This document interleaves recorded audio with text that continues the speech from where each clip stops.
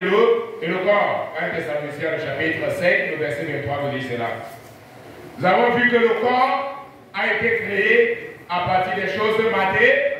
Dis avec moi matériel. Frère, ne dormez pas. Amen. Il n'est que 8 heures du matin. On ne dort pas à 8 heures. Amen. Le corps a été créé à partir des choses naturelles. À partir des choses naturelles, matérielles, physiques, visibles. Amen. Et le corps se communique avec le monde physique. Amen. Le corps se communique avec le monde physique. Voilà, un bon professeur. Le corps se communique avec le monde physique. C'est le corps qui est en contact avec le monde visible. Le corps est en contact avec le monde visible, naturel. Alléluia.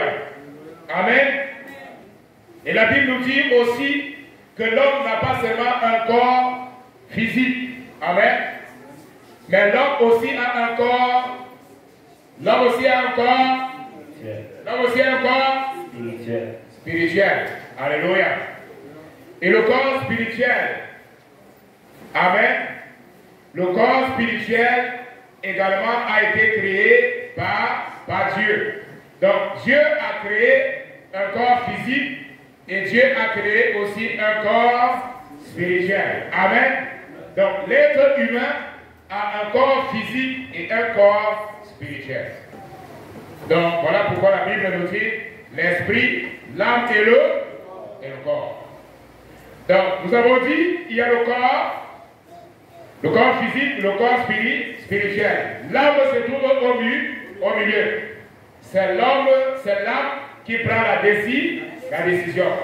L'âme est le centre de la volonté. Amen. Pour que je puisse prendre la décision, c'est mon âme qui va prendre la décision. Prêtez attention. L'âme a la capacité de sentir le plaisir à partir des choses, frère, prêtez attention, regardez ici devant. L'âme a la capacité de sentir le plaisir à partir de ce qui vient du corps. Amen. L'âme a la capacité de sentir le plaisir à partir des choses qui viennent du corps. C'est-à-dire le monde physique, le monde naturel, le monde visible. Et l'esprit aussi a la capacité de sentir le plaisir. D'accord? À partir des choses que Dieu a créées également. Amen. Donc, de la même manière qu'il y a la nourriture physique pour alimenter le corps, il y a la nourriture spirituelle pour alimenter l'esprit. Amen. De la même manière que lorsque le corps ne mange pas, qu'est-ce qui va se passer quand un corps ne mange pas? Il va mourir. Amen. Va devenir maigre, malade, et après va mourir. Amen. De la même manière, notre esprit a également la nourriture. Si on ne l'alimente pas, si elle ne mange pas, si on l'abandonne, elle va également devenir maigre, et va mourir finalement. Alléluia. Donc, je dois alimenter mon corps physique. Amen. Et je dois alimenter aussi mon corps spirituel. Amen. Je dois prendre soin de mon corps physique. Amen. Et je dois prendre aussi soin de mon corps spirituel. Amen. Gloire à Dieu. Combien de personnes comprennent? Donc, c'est moi, l'âme, qui prend la décision. Le corps ne s'alimente pas seul. C'est l'âme qui prend la décision de pouvoir alimenter le. Amen. Amen. L'esprit ne s'alimente pas seul. C'est l'âme qui prend la décision de pouvoir alimenter son esprit. Amen. Combien de personnes comprennent? Donc, trois parties. Le corps, l'âme et l'esprit. Amen. Donc, où l'esprit, l'âme et le corps. Amen. Nos chrétiens, nous tous ici, nous avons. Nous avons l'esprit, l'âme et le corps. Et lorsque nous alimentons le corps, qu'est-ce qui se passe? Il devient fort. Amen. Il devient fort. Il est en bonne santé. De la même manière, notre esprit, lorsque nous l'alimentons, il devient fort, il devient en bonne santé. L'esprit, l'âme et le corps. Amen. Qui a compris, dit Amen.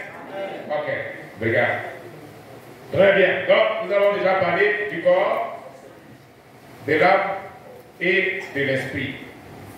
Nous avons dit que l'âme est unique. Dis avec moi, l'âme est unique. Elle n'a jamais existé. Elle n'a jamais existé. Elle n'existera point. Regarde. L'âme de l'être humain est unique.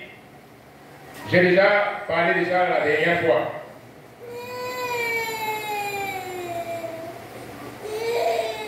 Ça veut dire qu'il n'y a qu'un seul Silas.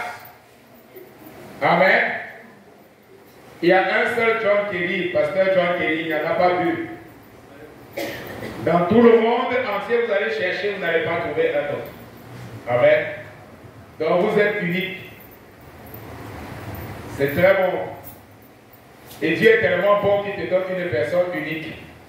Alléluia. Dieu t'a donné une femme unique. Alléluia. Cette femme-là, même si tu te divorces, tu n'auras jamais une autre femme comme elle. Alléluia. Ton mari est unique. Regarde comment Dieu est parfait. Dieu, il t'a donné une femme que tu vas chercher dans le monde entier.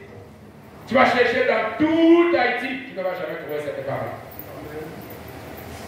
Un de le test. Dans le monde entier, tu vas chercher autre Dolores, partout. Tu vas partout. Un seul. Comment Dieu est tellement bon et miséricordieux. Hein? Il nous donne des personnes, des choses uniques. Vous savez, Dieu a beaucoup de choses à donner. Dieu est riche, il n'est pas pauvre. Dis avec moi, Dieu est riche, il n'est pas pauvre. Alléluia. Donc, il est capable de te donner quelque chose qui est unique. Alléluia. Pascal Mononi. Quelque chose qui est unique, qui n'a jamais existé avant et n'existera jamais après. Alléluia. L'âme est individuelle et elle est unique. Elle n'a jamais existé et n'existera jamais après. Ce n'est pas merveilleux, un Dieu comme ça? S'il y a 8 milliards de personnes sur la terre, il y a 8 millions de personnes individuelles qui sont uniques. Alléluia. Gloire à Dieu. Des caractères uniques, ADN unique. La propre science déjà nous montre que nous tous nous sommes différents. Même les frères jumeaux sont différents. Ils sont nés le même jour. Même si on ouvre le ventre de la femme et on les retire en même temps, à la même seconde. Amen. Ils seront différents. Parce que Dieu appelle les êtres humains uniques. Alléluia. Gloire à Dieu. Donc, chaque âme générée est indépendante de l'âme de son parent ou de son père. Même si l'enfant ressemble au père, alléluia, ou ressemble à la mère, l'enfant sera toujours différent. Il peut avoir la ressemblance physique, mais il n'aura jamais l'âme du père. Il n'aura jamais les émotions du père. Il n'aura jamais les sentiments du père. C'est une personne qui sera individuelle. Donc voilà pourquoi Dieu veut établir une relation individuelle. Parce que nous sommes uniques. Si nous étions plusieurs, de la même manière, Dieu allait avoir une relation avec plusieurs.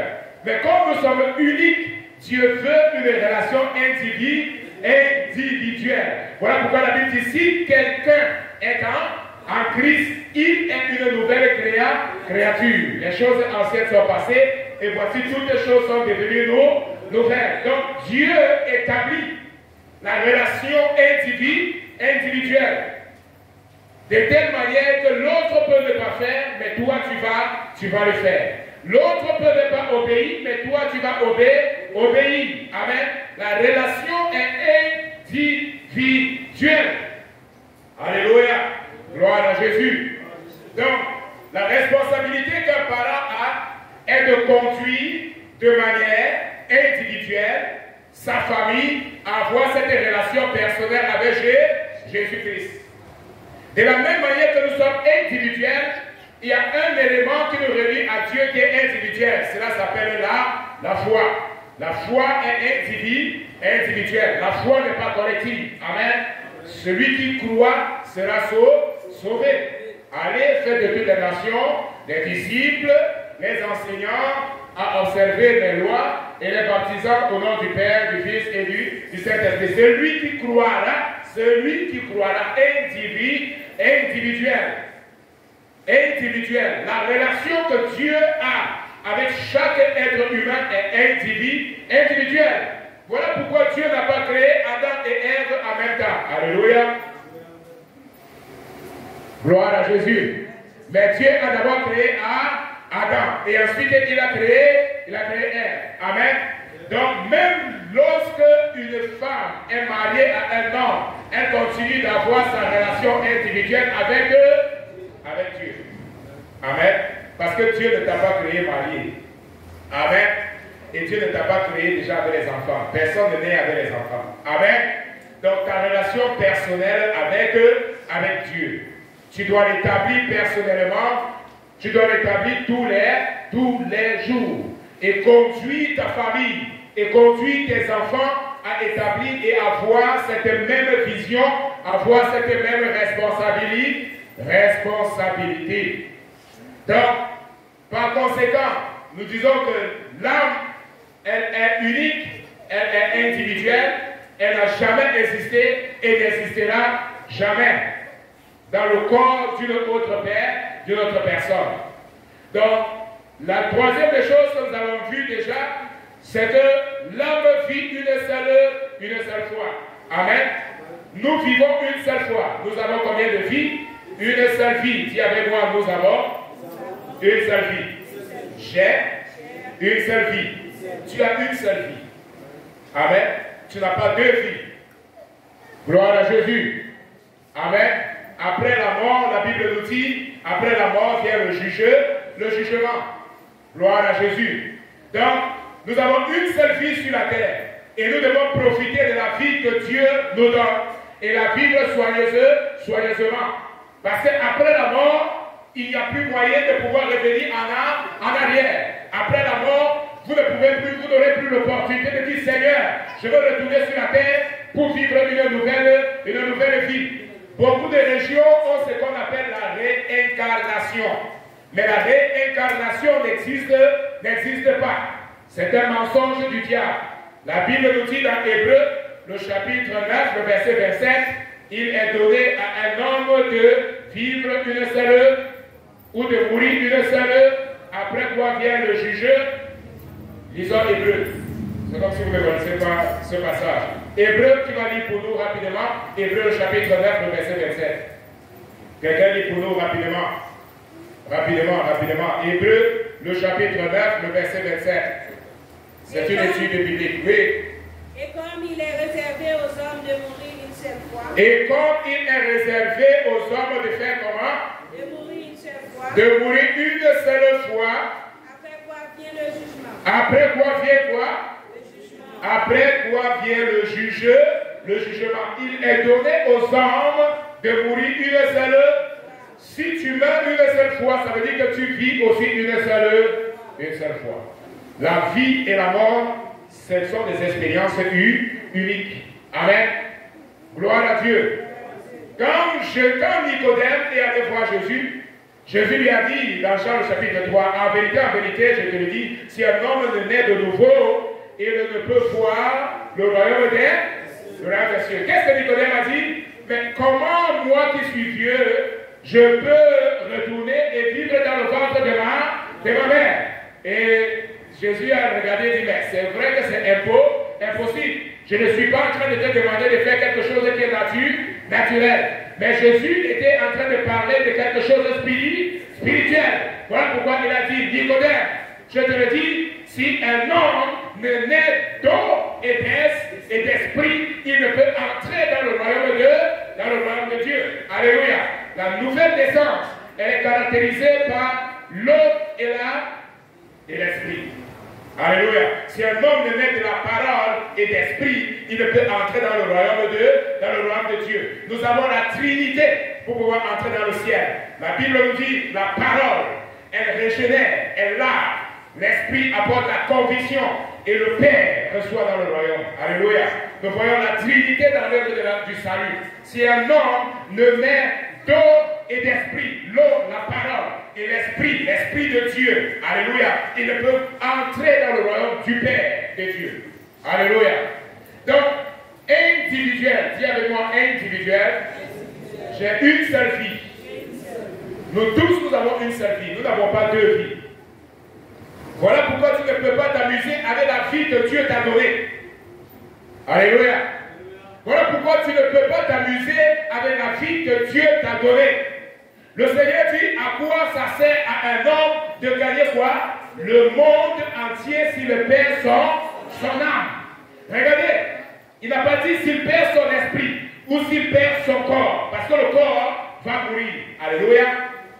Mais Dieu a dit, à quoi sert un homme de gagner le monde entier si la personne va perdre son âme? L'âme est éternelle. Dis avec moi, l'âme est éternelle. L'âme ne meurt pas, mais elle vivra éternellement. Mais maintenant, éternellement où? Alléluia. C'est ça la question. La question n'est pas si vous allez vivre éternellement ou non. Nous tous, nous allons vivre éternellement. Mais la question c'est où? Alléluia. Où allons-nous passer l'éternité? C'est la question qu'il faut se poser. Ce n'est pas si je vais passer l'éternité, mon âme est éternelle. C'est clair. Un frère Lunès et Lunaire sont à côté ensemble. Donc ça devient très facile pour moi. Donc, l'âme, mon âme, est éternelle. Quand tu es né, tu es déjà né pour l'éternité. Tu n'as pas existé avant, mais lorsque tu nais, alors tu vas jusqu'à l'éternité. Nous avons une seule vie. Nous avons une seule âme. Et Dieu établit la relation avec chacun de nous. Mais maintenant, comment est-ce que je vis la vie que Dieu m'a donnée? C'est la question que je me pose. Comment est-ce que je suis en train de vivre cette vie? Comment est-ce que je suis en train d'entretenir cette âme? Beaucoup de personnes ont vendu pratiquement leur âme, c'est-à-dire la capacité qu'une personne a d'être, que ses propres décisions soient influencées par l'autre. Alléluia. L'âme, c'est le centre de la volonté. Si je ne contrôle pas ma volonté, alléluia, je suis en train de laisser mon âme être commandée par quelqu'un d'autre. Est-ce que vous comprenez ce que je suis en train de dire, frère? Si ma volonté, je ne la contrôle plus, amen, ça veut dire, et l'âme est le centre de la volonté, amen, et ma volonté est être en train d'être contrôlée par quelqu'un d'autre, ça veut dire que la personne également contrôle mon âme. Alléluia. L'âme, le centre de la volonté. Et si tu n'es pas capable de contrôler cette volonté, alors ton âme est en train d'être contrôlée par quelqu'un d'autre. Et c'est ce que le diable fait aujourd'hui. Le diable propose des bons aliments pour contrôler la volonté de plusieurs personnes.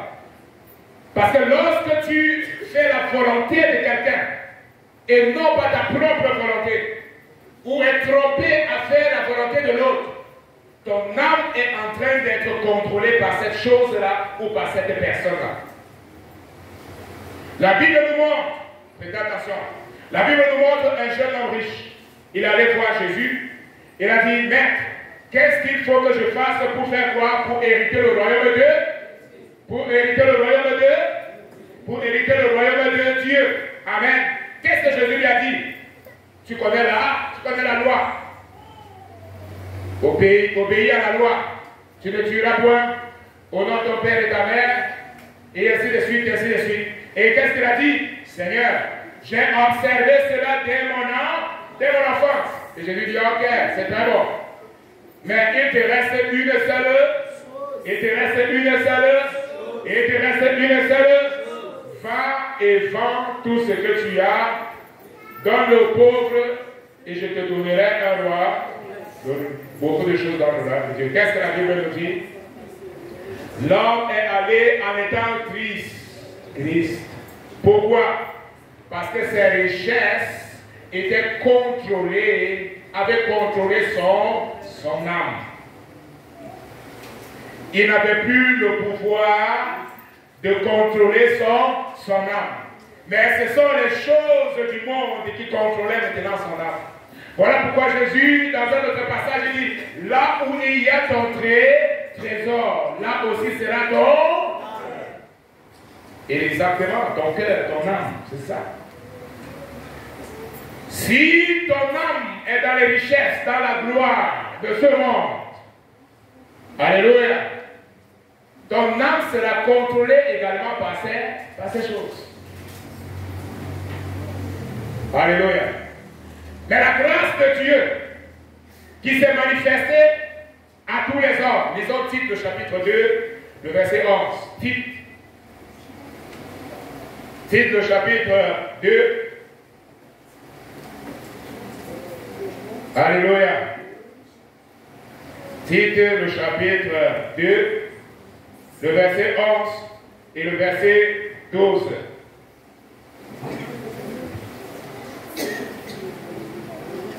Allons-y rapidement. Tite, le chapitre 2, le verset 11.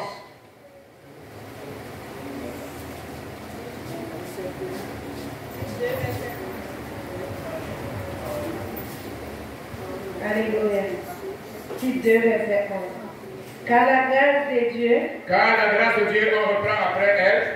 Car la grâce de Dieu, source de salut pour tous les hommes, a été manifestée. Car la grâce de Dieu, source de salut pour tous les hommes, a été manifestée. Continue. Jusqu'au verset 12. Elle nous enseigne à renoncer à l'impiété et aux convoitises mondaines et à vivre dans le siècle présent selon la sagesse, la justice et la piété. Amen. Qu'est-ce qu'il nous enseigne? Le verset 12. Le verset 11 dit quoi? Car la grâce de Dieu, source de salut pour tous les hommes, a été manifestée. Verset 12. Elle nous enseigne. Qui nous enseigne? La grâce. Alléluia. Certains ont fait bien l'école de français. Qu'est-ce qui nous enseigne? Qu'est-ce qui nous enseigne? Frère, qu'est-ce qui nous enseigne? L'Église. C'est comment? Est-ce qu'on peut dire Alléluia? Alléluia. Qu'est-ce qui nous enseigne? La grâce. Amen. Donc, quand beaucoup de gens disent la grâce, Seigneur, donne-nous la grâce. La Bible nous dit, quand Dieu manifeste sa grâce, elle va t'enseigner. Alléluia. La véritable grâce de Dieu enseigne. Et qu'est-ce qu'elle nous enseigne? À renoncer à quoi?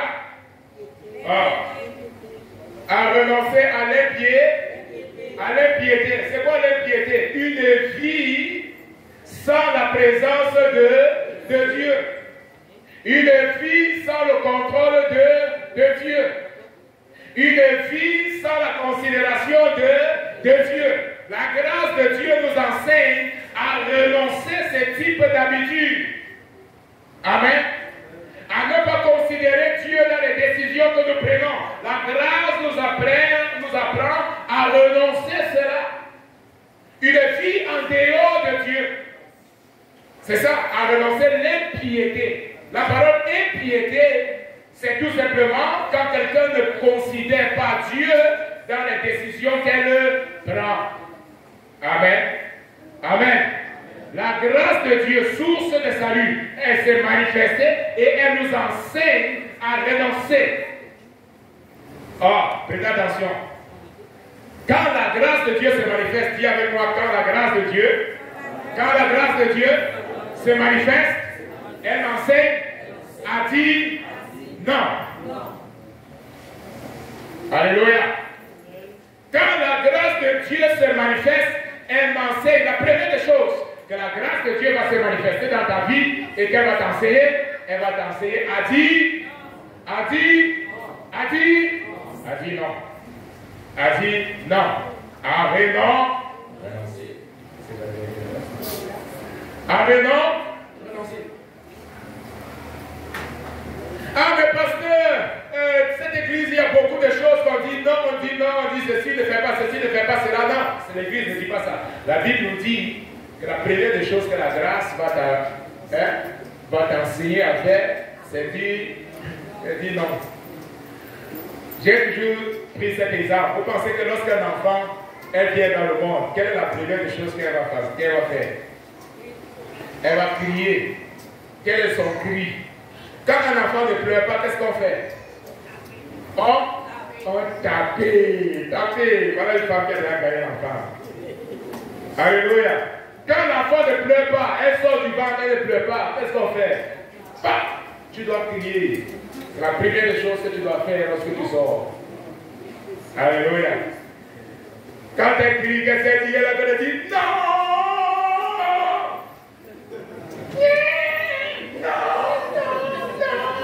Pourquoi est-ce qu'il dit dans ce monde? Non. Non.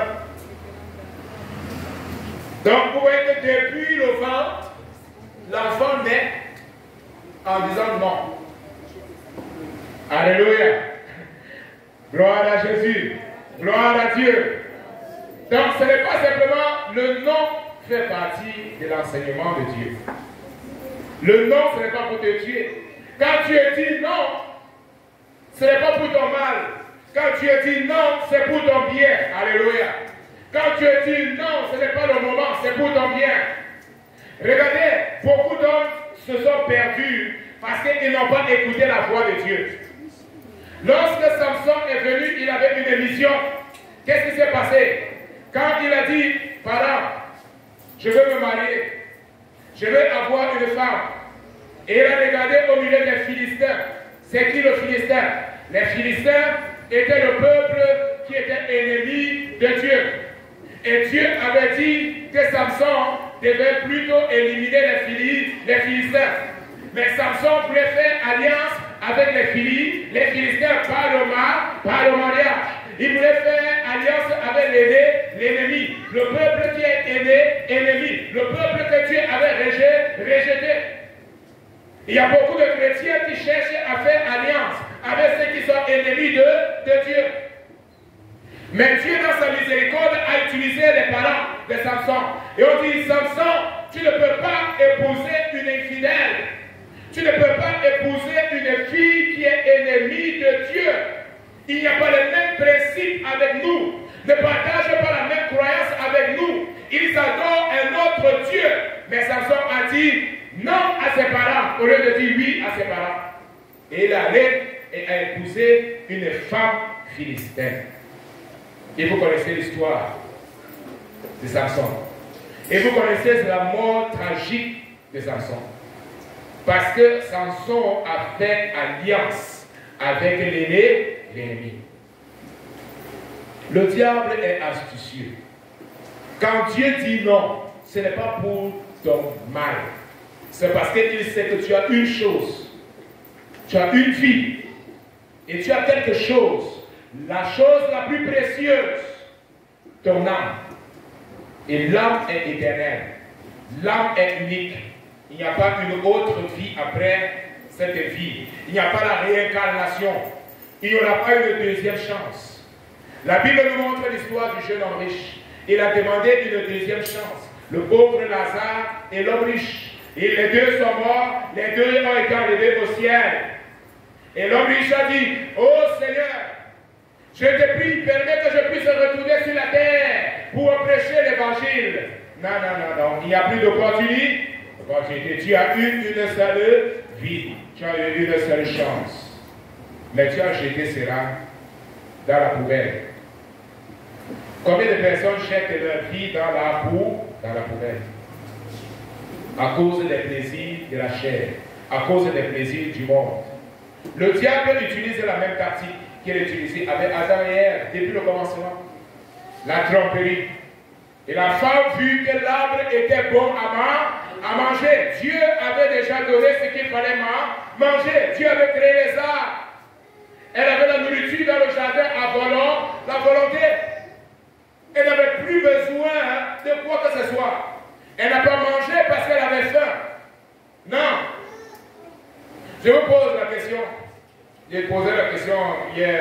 Nous étions à un mariage avec un frère, une soeur. Et je vois beaucoup de gens là qui boire, par exemple, la Coca-Cola et plein de choses d'autres. Beaucoup de gens savent que c'est mauvais pour la santé. Mais ils boivent quand même. Et je vais poser la question, quelle est l'utilité de cette boisson? Quelle est l'utilité pour la santé de l'homme? Aucune utilité, sauf pour la chair. Au contraire, la Coca-Cola, c'est la plus pire des boissons qui puissent exister. Remplie de gaz, remplie de sucre, remplie d'acide, et ça produit le cancer.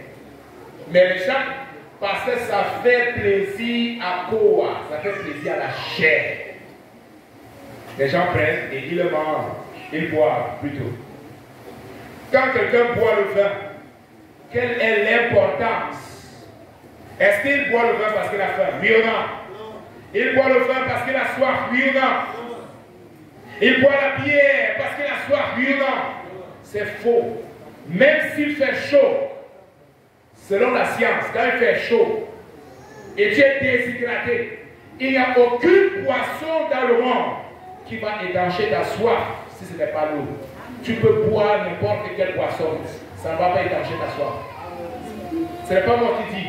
Cherchez ceux qui ont l'internet, cherchez et regardez quelle est la seule boisson au monde que si une personne a soif et elle boit, elle va étancher sa soif. C'est l'eau. Ce n'est pas la bière. Ce n'est pas le vin. Ce n'est pas Coca-Cola. Ce n'est pas les autres, non. Ce n'est pas ça. C'est l'eau. L'eau qui coûte gratuitement, que Dieu a créé, qui est disponible pour tout. Pratiquement pour tout le monde. Alléluia. Vous savez, l'homme est méchant. L'homme est méchant. Dis avec moi, l'homme est méchant. L'homme est méchant. Ça fait partie de la nature de l'homme.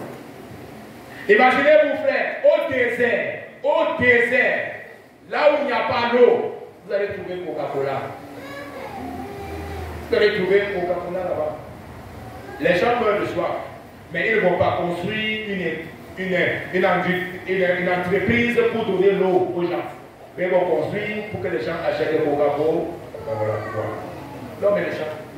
Et ce sont les mêmes qui vont dire, ici dans le lieu désert, il n'y a pas d'eau, il n'y a pas ceci, il n'y a pas cela. Mais il y a Coca-Cola. Alléluia. Dis avec moi, j'ai une seule vie. Mon âme est unique. Alléluia. Donc, l'homme est unique et toutes les autres manifestations sont les manifestations des démons.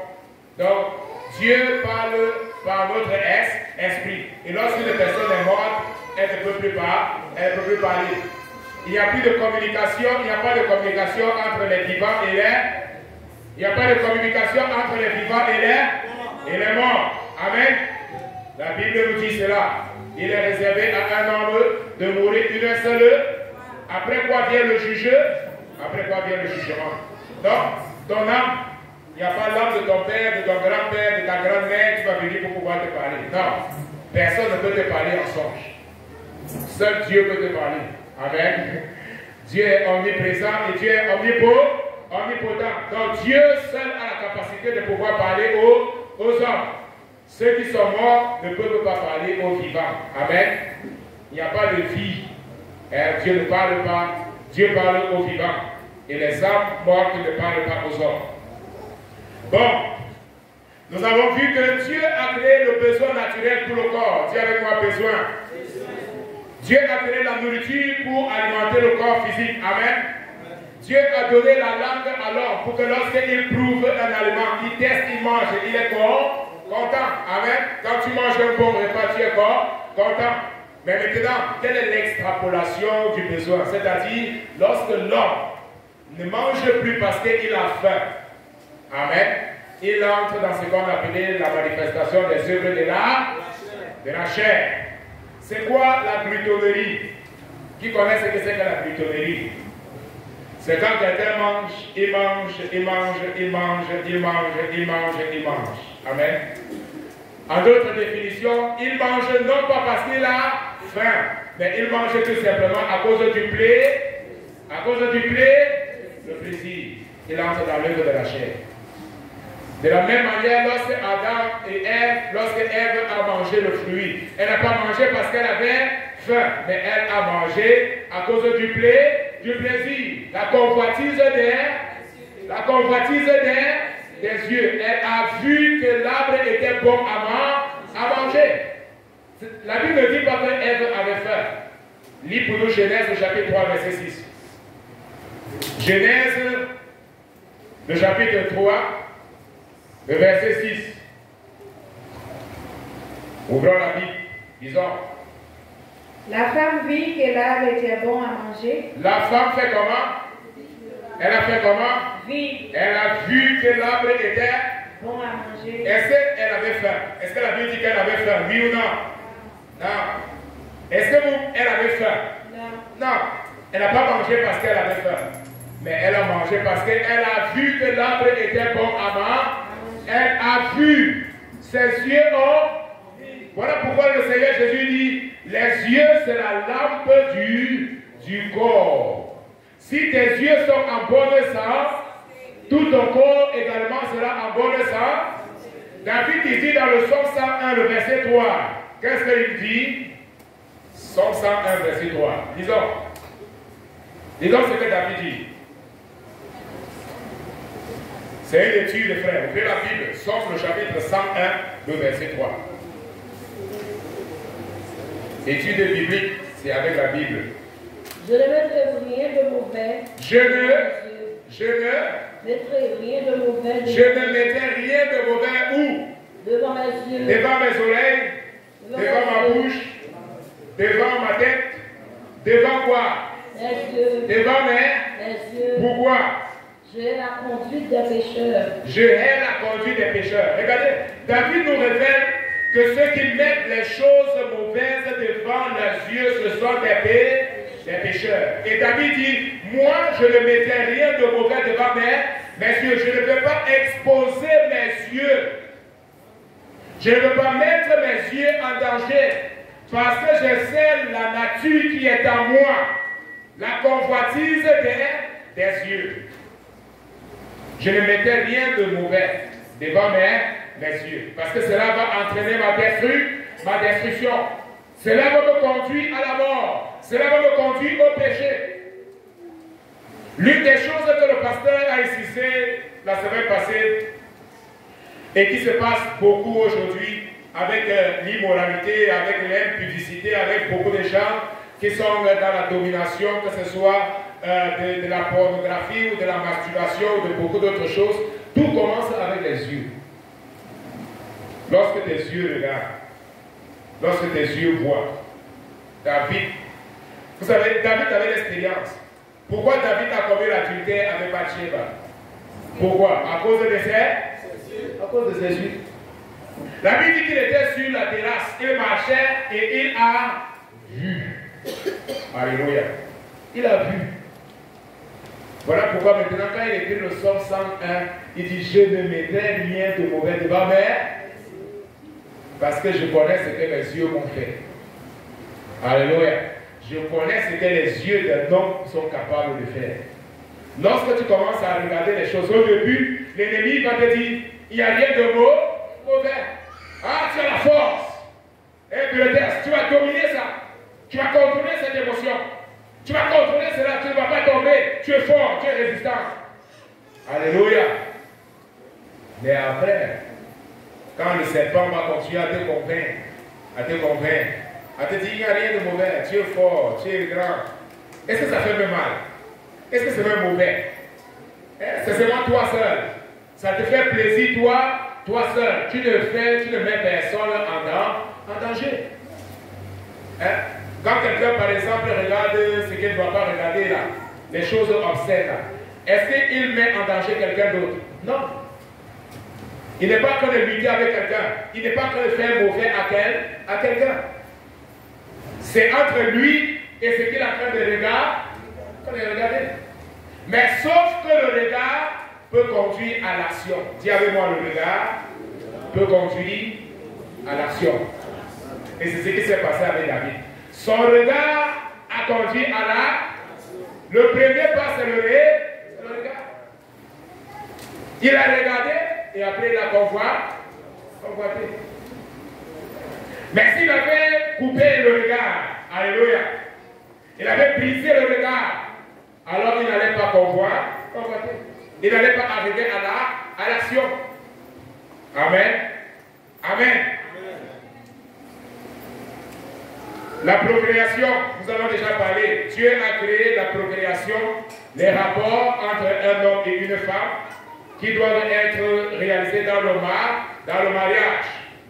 L'homme quittera son père et sa mère et s'attachera à sa femme et les deux deviendront une seule chair. Mais qu'est-ce que la société nous enseigne aujourd'hui? La société nous enseigne le contraire. La société t'enseigne que tu ne peux pas attendre longtemps. Lorsque tes émotions se manifestent, alors tu dois arranger là rapidement une jeune fille ou un jeune garçon, très rapidement, et avoir des relations avec lui, tout simplement. Et beaucoup de gens disent, ah, c'est mon corps. Hein? Il ne va pas voler mon corps. Il ne va rien prendre de moi. C'est ce que beaucoup de gens disent. Après ça, après un acte par exemple, qu'est-ce qui va se passer? Il va partir dans son chemin et je vais partir dans mon chemin. Beaucoup de personnes ont cette compréhension. Le mensonge du diable. Mais Dieu a créé la procréation pour que cela soit utilisé dans le mariage. Pas en dehors du mariage, pas avant le mariage, mais dans le mariage. L'homme quittera son père et sa mère et s'attachera à sa femme. Et les deux deviendront une seule chair. La responsabilité. Dieu enseigne la responsabilité. Parce que lorsque tu es avec quelqu'un, tu es responsable de cette personne. Mais le monde dit non, je n'ai pas besoin d'être responsable. Je n'ai pas besoin d'avoir un engagement avec quelqu'un. Je peux tout simplement utiliser son corps et je m'en en vais après. Elle va son chemin, je vais un chemin. Alors nous avons le plaisir, un plaisir momentané, un plaisir de quelques minutes, un plaisir de quelques secondes, mais qui vont générer et qui vont produire beaucoup de choses par la suite. Regardez ce que le monde est aujourd'hui. Combien de familles qui ont des enfants dans la rue, l'homme est devenu ceci, la femme est devenue cela.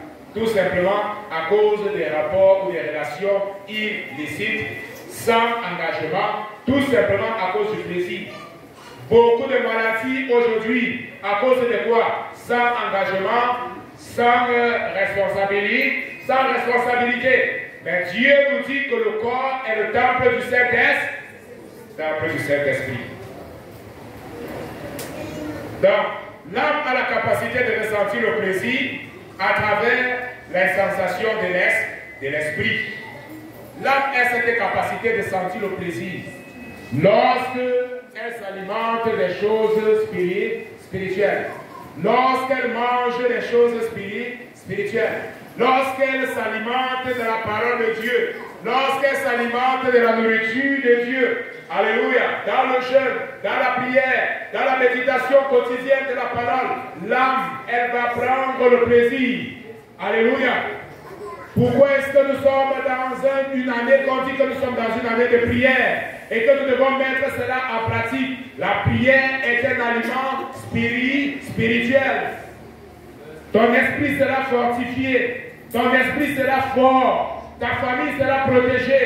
Tu es en train de nourrir ton esprit au travers de la parole. Ça ne sert à rien que nous puissions enseigner, que nous puissions prêcher, que nous puissions insister, et si nous ne mettons pas la chose en pratique. Je dis toujours aux frères, personne ne t'oblige à manger.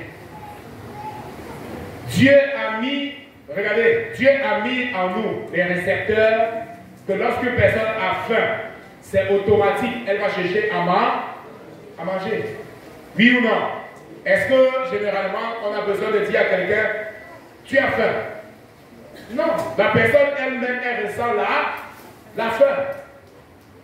De la même manière, l'esprit de beaucoup de personnes également ont souvent faim. Mais la personne ferme son cœur aux choses spirituelles.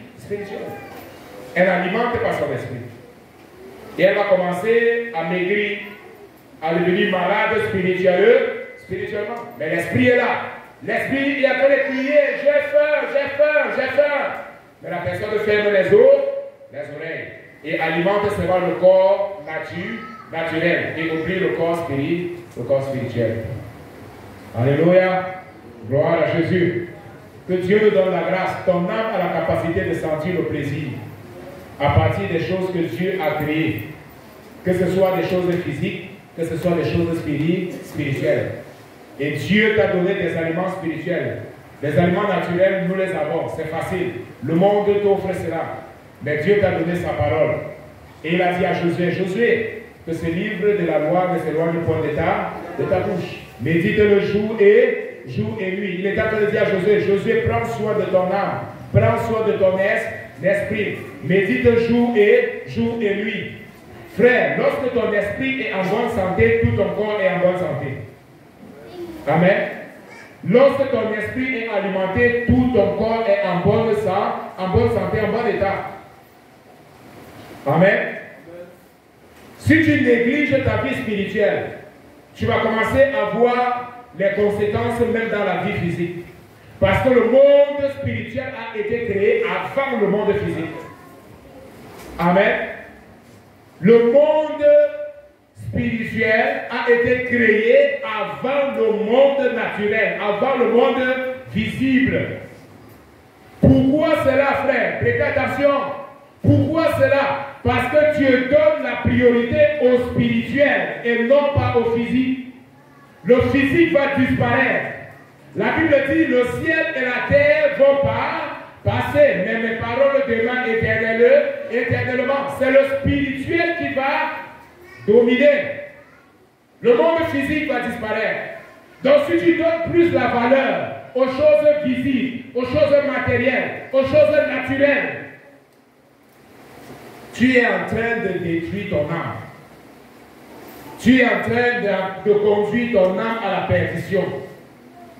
Si tu ne donnes pas valeur aux choses spirituelles, si ta priorité n'est pas les choses spirituelles, si l'investissement de tes biens, de ton argent n'est pas en relation aux choses spirituelles, tu es en train de négliger ton âme. Alléluia. Si ton temps est plus aux choses de ce monde et non pas aux choses spirituelles, tu es en train de mettre ton âme en danger. Je dois vous dire cela, frère. Je ne peux pas vous cacher cela. Le spirituel est important.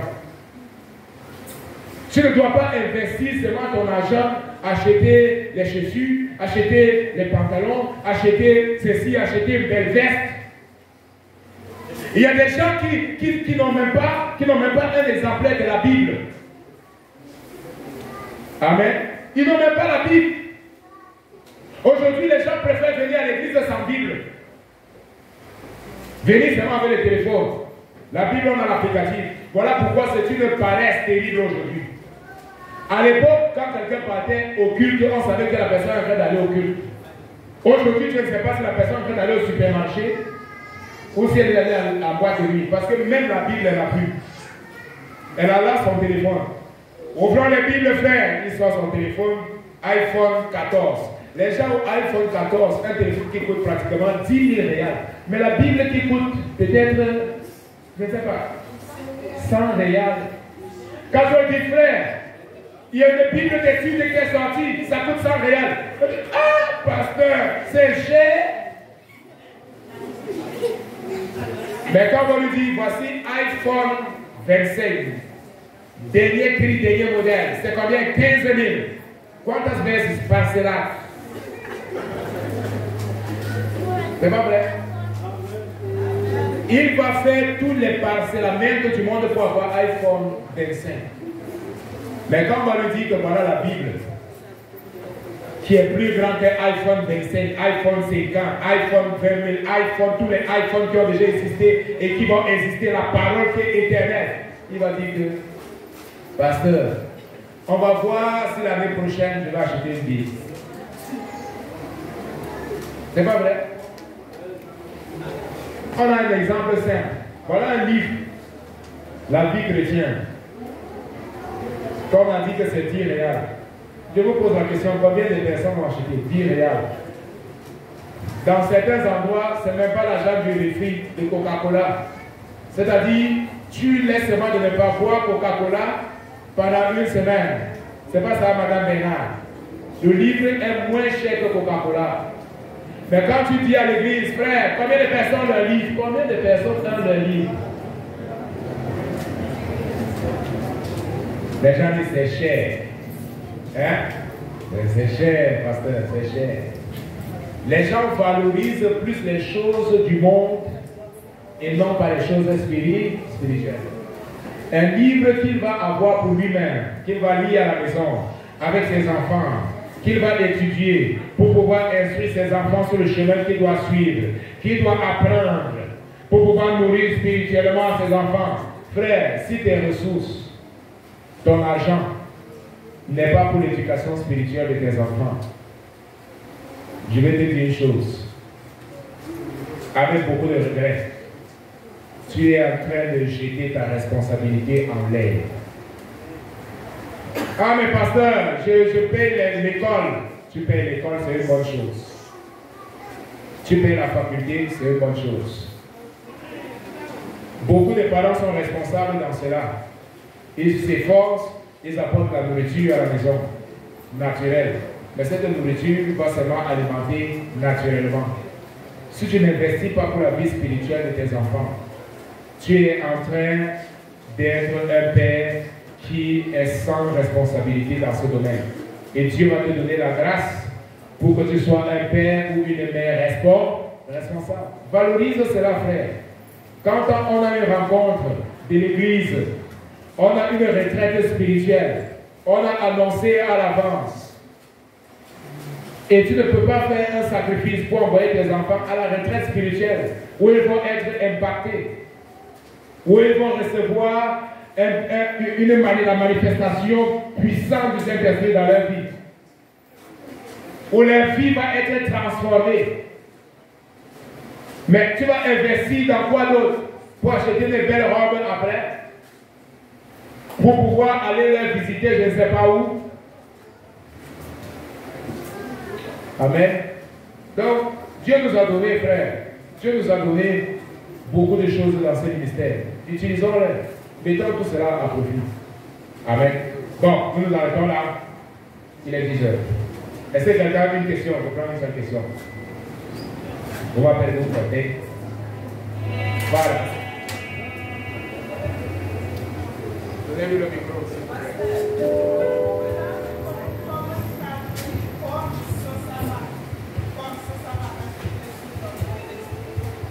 Comment faire pour nourrir le corps qui ne va pas affecter l'esprit? La Bible nous a donné ce qu'on doit manger. Amen. Le plaisir, c'est Dieu qui a créé le plaisir. La nourriture n'est pas condamnée par Dieu. Mais c'est l'excès de nourriture qui est condamné par Dieu. C'est qu'on appelle la glutonnerie. Ça veut dire que maintenant, lorsque tu as faim, tu manges, et lorsque tu es rassasié, tu ne continues plus de manger. Ta chair va vouloir que tu manges, mais toi tu vas dire non, je suis rassasié, c'est bon. Le corps est déjà satisfait. Mais maintenant ton esprit, quelle est la nourriture de ton esprit? La nourriture de ton esprit, c'est que chaque jour quand Madiana se lève, la première des choses que Madiana va faire, ce n'est pas de regarder au téléphone qui lui a envoyé le message, c'est Madiana d'abord dans la présence de Dieu. Madiana ouvre sa Bible, Genèse au chapitre 1, lit un chapitre et passe 15 minutes dans la prière. Amen. Ton esprit est également en train de s'alimenter. Et le soir, peut-être, avoir un temps dans la prière et un temps dans la méditation de la parole. Tu alimentes l'esprit. Donc, on doit avoir l'équilibre. Dis avec moi équilibre. Dis équilibre. Union féminine. Je suis dépassé aujourd'hui.